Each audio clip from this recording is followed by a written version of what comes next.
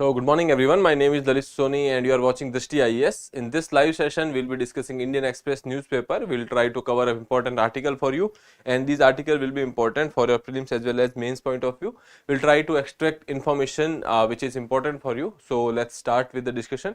We will start with the practice question as usual, and then we will move to the fact of the day, and then we will talk about certain aspects of the Constitution of India. Today we will be discussing president, as we have completed the fundamental duties as well. So next part is with respect to the union government, that is part 5. We will be discussing that. We will start with the president and we will try to cover up some interesting facts about the presidents, and then we will be moving forward with the articles. Okay, so we will be discussing 5 new districts for Ladakh. So we will now look at the reasons. We will see why these 5 districts has been given to Ladakh recently. Okay, and other than that we will be talking about the unified landing interface. Okay, so you know that India is giving a push for the digital public infrastructure. So, and not only in India, even in abroad also we are trying to, you can say, put forward this particular concept, that is digital public infrastructure. So basically along with this particular concept, you will see that they have introduced new you can say initiative, that is unified landing interface, wherein we will be talking about the giving credit facilities with a very, you can say, in a speedy manner, in an efficient manner. Okay, so that we will be talking about. That we will be talking about attack in Balochistan.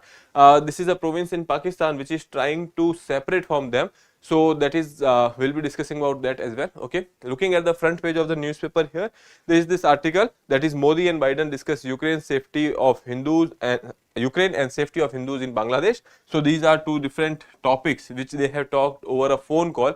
So we'll be talking about that as well. Okay, now let's start with the first thing, that is our you can say question which was given to you for practice, that is which of the following country is not landlocked. Okay, now they have given you Mongolia, Bolivia, Paraguay and Congo. You know that in when we are talking about the South American continent, okay, so we have Bolivia and Paraguay. These are the two countries which are landlocked. Okay, so we know that these two countries are landlocked, they cannot be our answer. Then coming to Mongolia, you know that we have discussed Mongolia yesterday and we were facing these logistic challenges because Mongolia is a landlocked country. Okay, because of this also these three will not be your answer. Then option D is the only option which is available here, that is Congo. Congo shares a small boundary with the, you can say, Atlantic, so that is there. So option D would be your right answer over here. Okay, now we can move further for the fact of the day. Okay, so when we are talking about under the Sagarmala project, Ministry of Ports, Shipping and Waterways is developing a national maritime heritage complex at Lothal, Gujarat. Okay, so when we talk about Lothal, you know that Lothal is a very important site if we consider the Indus Valley civilization, Harappan culture. In that we had a dock over there, so that was the ancient dockyard. Okay, and that is why it was actually quite famous, that is Lothal, which is in Gujarat. Okay, it is on you can say tributary of a Sabarmati river. Okay, so that you can remember. Other than that, when we talk about Lothal, so there are various things which has been found in the Lothal, that is, you can say, there was this artificial dock which was there, and other than that fire altars were there. Okay, and you have also got some mud brick houses, so that was there over there. Then fire altars were there. Other than that, as I told you, there was this artificial dock. So you can say that at that point of time also we used to have maritime trade. Okay, so that is why considering the importance of the ancient heritage, now they have actually going for a national maritime heritage complex, that is NMHC at Lothal in Gujarat. Okay, I hope that is clear. When we talk about the word Lothal, okay, so that Lothal means that mound of dead. Okay, So obviously they have also found these burial grounds over there, and because of which this particular name has been given, that is Lothal. Okay, and otherwise also the city was earlier, you can say, when we look at the Lothal, the whole area was excavated out over there. So that is why this is also called as Mound of Dead or Lothal. Okay, so important things here for us is that we are going for a National Maritime Heritage Complex over there in Lothal in Gujarat. Second thing is, when we are talking about the word, the meaning of the word is Mound of Dead. Mound of Dead. Then when we talk about the specification or what are the special features which we have found over there, that you can see we had found this artificial dock over there, which for which it was famous, and for which now we are going for the Maritime Heritage Complex over there. And then mud brick houses were there, fire altars were there. So these are certain facts about Lothal which you must remember, you must understand. Okay, so this is about the you can say Lothal. And if you talk about the particular location that is given in Gujarat, you must have heard about the Gulf of Khambat. Okay, so that is the location where you will find in the vicinity Lothal. Okay, so that is about Lothal. Now we can move further to the next part, that is basically know our constitution. As I told you, we have discussed most of the thing with respect to the fundamental rights, we have discussed fundamental duties, we have discussed DPSPs. Okay, now it's time that we move forward to the next part, that is basically related to you can say union government. Okay, so when we are talking about the part 5, there are article 52 to 151. Okay, these articles are talking about union government. Okay, as I told you earlier that there are certain you can say, when we talk about a nation, when we talk about a particular country, there are 4 to 5 important components. Okay, 3, 4, 5 important components depending on the, you can say, how you are looking at it. Okay, but if we talk about any particular state, first thing that comes to your mind is that territory. Okay, so we have discussed the territory over here in the part 1. Okay, after that territory, there are population or people. Okay, so we have discussed the citizenship. Okay, and when there are citizens, there are certain benefits. We have discussed those benefits in the form of fundamental rights. We have discussed that there are certain directive principles for the benefit of the citizens. These are directive principles, and there are certain duties on which you can say the citizen has to follow these duties. These are fundamental duties which are there. Okay, after that, the next part is your government.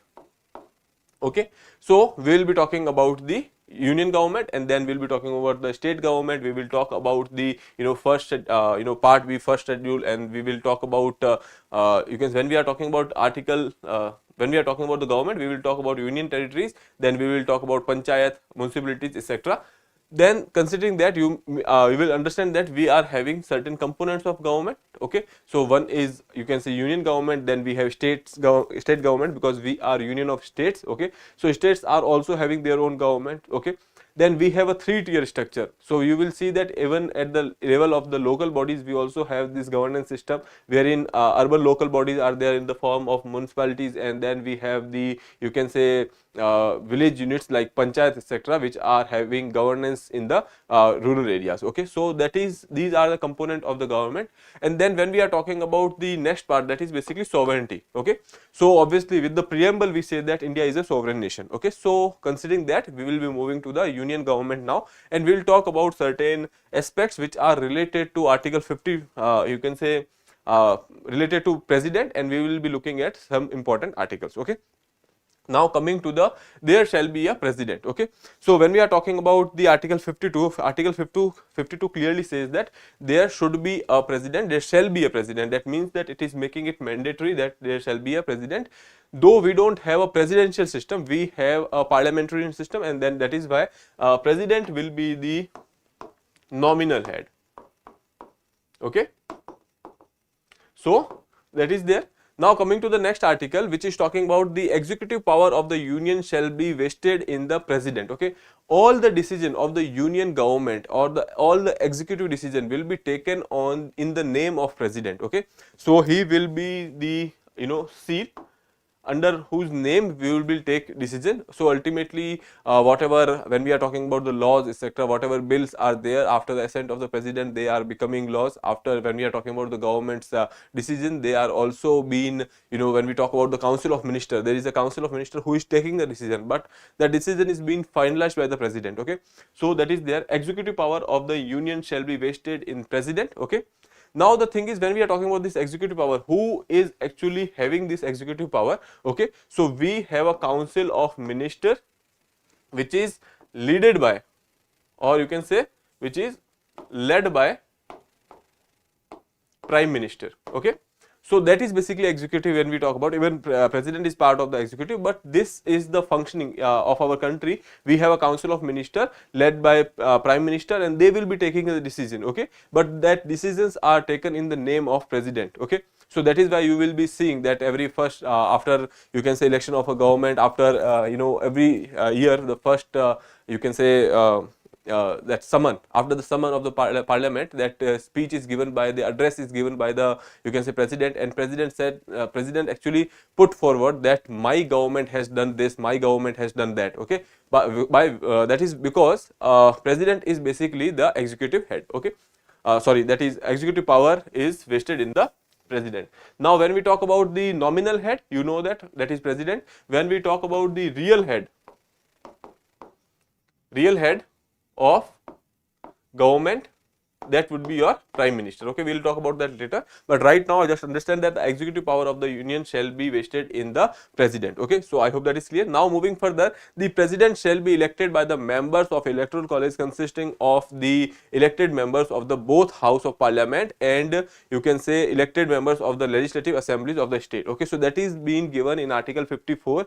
That is basically your electoral college. Okay, who will be voting for the, you can say, election of president. So here you can see here elected members of both the houses of parliament. Again, these are elected members, okay, and not the nominated members. Okay, then moving further, the elected members of the legislative assemblies of the states. Okay, so here MPs plus MLAs, these will be voting, but the thing is, these MPs and MLAs are elected member, they should be elected members of the, you can say, legislature. So these this is the electoral college of the president. Moving further, you will be seeing article 61 is given, that is talking about the impeachment of the president. We have a procedure, that is impeachment. For that you have to come up with the, you can say, resolution, then there will be voting inside the parliament. When we talk about the you can say impeachment, that is the most difficult task to achieve in the, you can say, parliament, because when we talk about impeachment, there is certain things which has to be followed.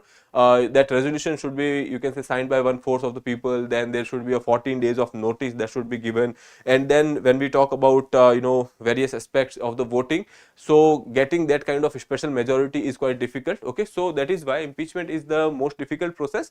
So that is given in the article 61. In India, impeachment word is only used for the president. Okay, for like judges of Supreme Court, etc., they also have a impeachment like procedure, but that word is not impeachment. Okay, so that is about, you can say, president. When we talk about the terms, etc., you know that is very basic, that president is there for 5 years.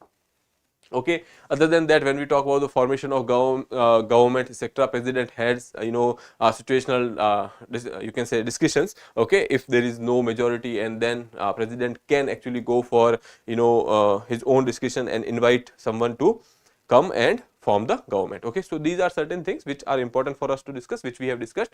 Now we will be moving to the first article of the day, that is related to the announcement of, you can say, 5 new districts in Ladakh. Okay, now you know that in 2019 we have come up with the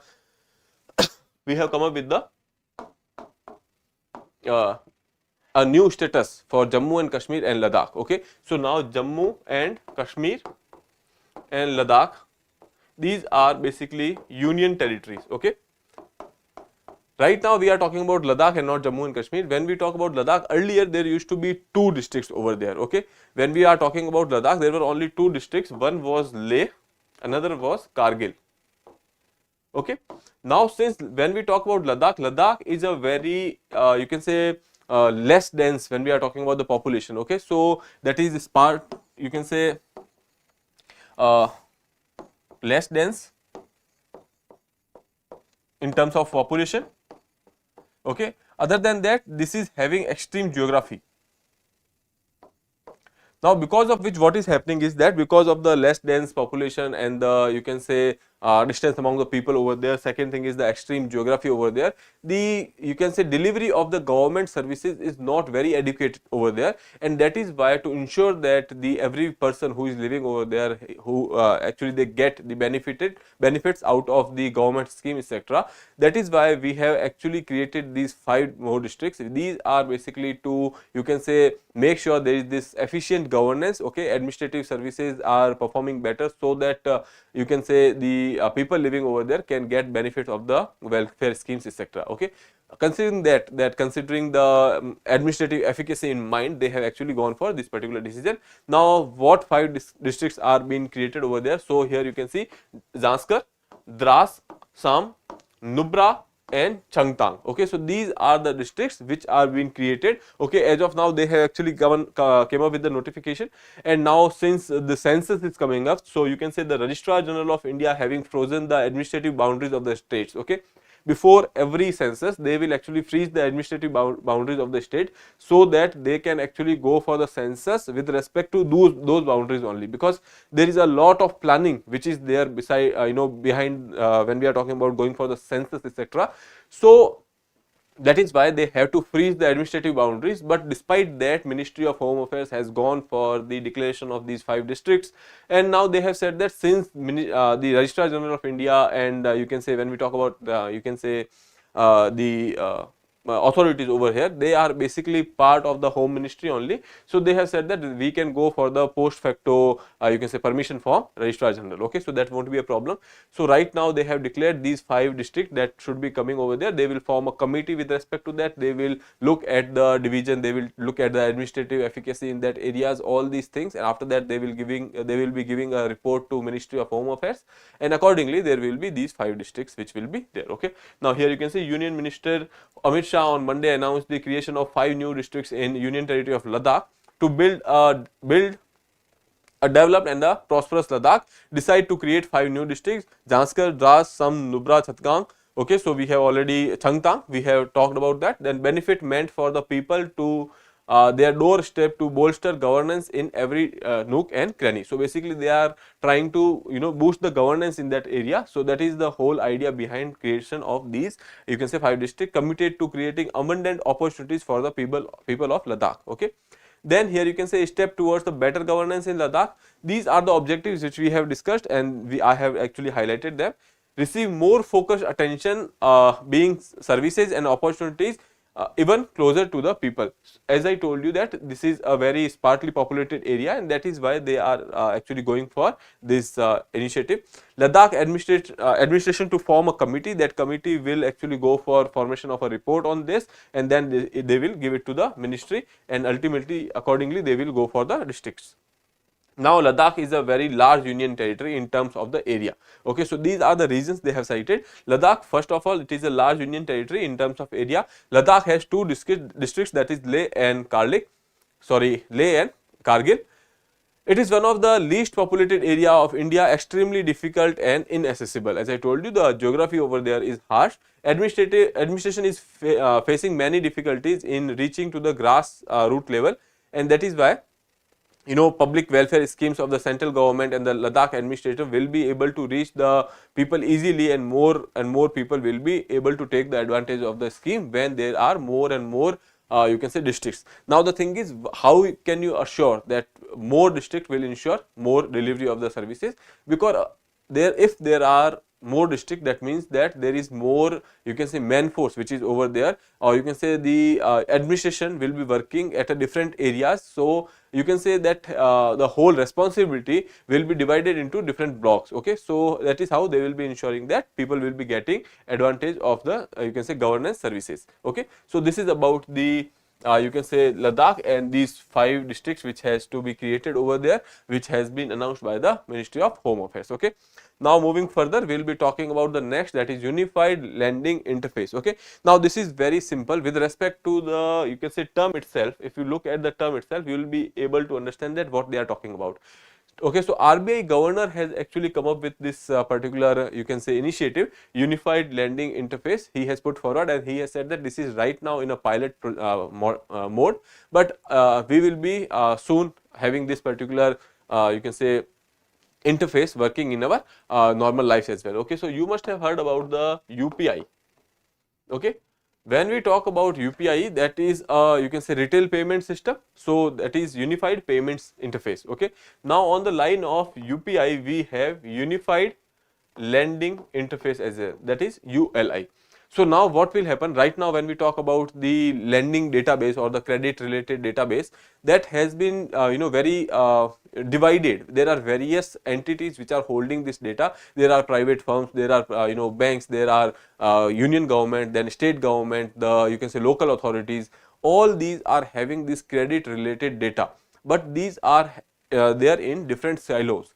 So if you have to look through this, so you have to make sure that you gather all this data and then you have to go through them, or because of which most of the time what will happen is that if someone is applying for some kind of loan, then he has to make sure that all the documents are with him. Okay, now idea behind over here is that because of the all the red tapeism or the gathering the physical copies of the you can say these records, that is becoming cumbersome, and because of which they are actually going for a system wherein they will unify all the data, or they will be going for a consent based mechanism wherein they will ask for the data, the other authority will share the data with them. So there will be a interlinkages which will be created. Okay, so let's say there are certain land record data which are with the local authorities over there. Okay, and there are certain credit related data which are with some bank. Okay, now a person is going to have a new loan, and now at that point of time, if you are having this system, unified lending system, so all the data are linked together. Now as and when this person is going over there and asking for a loan, you can directly put a particular you can say ID or some kind of you can say let's say when we are having Aadhaar number. Okay, or you can say when we are talking about the UPI codes, etc. So similarly there will be a mechanism, they will put forward that particular ID and all the data related to that particular ID that will be over there, and they won't have to go for the presentation of the physical data and all these things. Okay, so that will decrease the red tapeism, that will make sure that the credit delivery system is getting effective, as well as you can say fast credit is available in the market. So all these things are basically the object behind the unified lending interface. Okay, so let's talk about it. So nationwide launch of unified lending interface that has been said by the Reserve Bank of India's governor, said that a nationwide launch of unified lending interface which will happen in due course will transform the lending space in the country, like UPI transform the retail payment system. Okay, we have seen that UPI has done really well when we are talking about the retail payment systems. Okay, now what is ULI? A technical platform for enabling frictionless credits. Okay, so since it is talking about the lending, that means that it is talking about the credits. Okay, so it is called the uniform lending interface, and it is right now in a pilot stage. Okay, but slowly we will be seeing that in the mainstream as well. So ULI aims to bring efficiency in the lending processes by reducing the cost, facilitating quicker disbursement or scalability. Okay, so basically what they are saying, that they will go for the quicker disbursement or the you can say quick loans, and second thing is scalability. That means that the penetration will increase over here, or you can say the credit availability will increase, so that more and more people can take the advantage. Now how will ULI work? So as I told you, data required for the credit appraisal available with different entities like central government, state government, account aggregation, banks, credit information companies, digital identity authorities. So there are basically these much entities which are having this credit related data, and which is you can say right now in separate silos which is there. So they are in different systems, creating hindrance in the frictionless and the timely delivery of the you can say crediting. Now platform will facilitate a seamless and the consent based flow of the digital information. Okay, so flow of the digital information, that means that on the basis of the consent, if the government department is giving the consent that yes we will be sharing the data, okay, so there will be a seamless flow of data. Okay, including land records for municipal multiple data service provider to the lenders. Okay, cut down the time taken by the credit appraisals, especially for smaller and the you can say rural borrowers. Okay, now quick and seamless delivery of the credit without any need of the extensive documentation. ULI architecture has common and standard API. API is nothing but a term which is used for the, you can say, application programming interface, or you can say that if there is an application, what is something which is making that application run, that is basically API. You don't have to go into deep details of that. So it has been decided to ensure digital access to information from diverse sources. Okay, since sources are very diverse, there are various entities, so now they are actually trying to actually go for the digital access to this information. Okay, now here you can say expected to cater large number of you can say unmet demands for the credit. When we are talking about the credit availability, that is there are various people which are also there to take these loans, but the thing is banks are skeptical about giving these loans because of the non-performing assets, etc. So considering that, if there is all the credit data which is available in front of them, so they can access the data, they can assess the application, and then they can go for the loans. Okay, now why this development is significant? Because we are giving a push to the concept of digital public infrastructure. Okay, and that can be part of it. We have seen that there was this UPI which was there, and then when you know that it is there in 2016, the NPCI, National Payment Corporation of India, they have come up with the UPI. Okay, other than that, if we, when we are talking about the there is this Jandhan, Aadhaar, Mobile. This is a trinity which was there. Jandhan, Aadhaar, Mobile. So that was there for the direct benefit transfers. Okay, so you must have heard about this cylinder LPG subsidies, etc. These were the examples of the direct benefit transfers. The mobile numbers are connected with the bank accounts and the Aadhaar, and ultimately there was the subsidy which is to be deposited in the account of the beneficiary. Okay, so these are the you can say some benefits of the this JAM trinity, or the Jandhan Aadhaar Mobile trinity. Now you will be seeing that there will be another trinity, that is one JAM, second is UPI, and then ULI.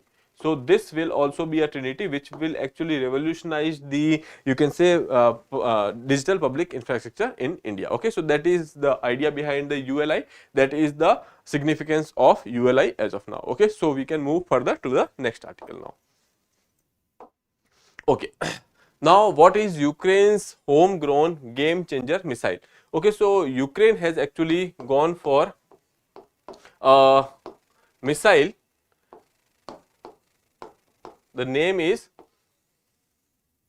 Peliancia. Okay, so when we are talking about this Peliancia, or you can say you can say pronounce it the way you want to, because this is a word which has been taken from the Ukraine's language. So when we are talking about this particular missile, it is not that Ukraine does not have missiles, but the thing is their range is very small. Other than that, when we are talking about the various missiles, they are actually importing, or they are being buying from the USA or the Western allies. These missiles have the capacity to go beyond certain limit, but there are certain restrictions which has been put by the Western countries on use of these missiles, and considering that they cannot go beyond, you can say, let's say there are certain area for till then only they can actually strike. Okay, so when we are talking about the border, the Russian soldiers or the Russian forces are basically having their, you can say, hideouts which are beyond that particular range which is permissible by the Western allies. Now Western allies do not want to escalate the situation in this particular area, and that is why they have put the restrictions.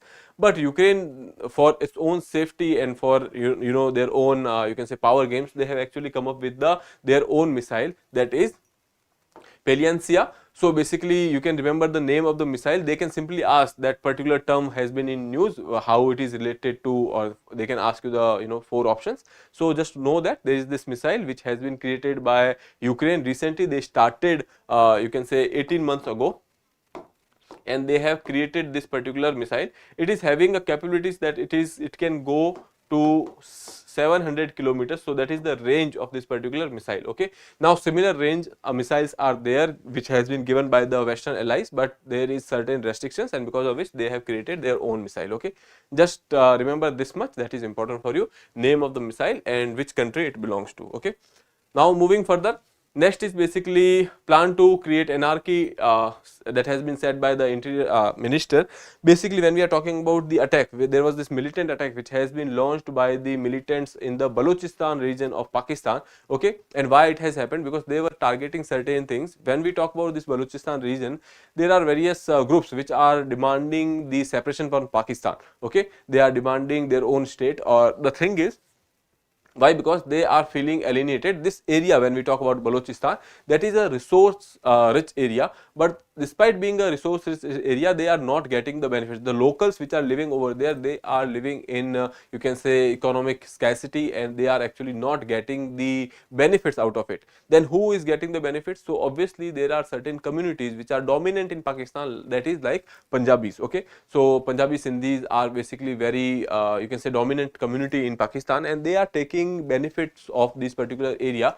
Okay, most of the workforce is from Punjab, or you can say most of the workforce here is Punjabi. When we talk about this area, there are various projects which are there. When we talk about the projects of China which are there in this particular area, when we talk about the port related projects which are also there, when we talk about the particular port which has been given by, you can say, Pakistan to China. Okay, so all these activities are basically in this particular area, but the local people are not getting the benefits, and because of which they have this resentment and they want to have a separate state, and ultimately right now they have actually gone for this particular attack. There are various people who has been killed. Okay, so please remember that there was this attack which has happened. Now why target Punjabis? Okay, in this particular attack also they have attack on a bus. They have actually checked the ID cards and they have targeted Punjabis over there. Okay, so that is there. Why targeting Punjabis? So Pakistan Punjab has dominated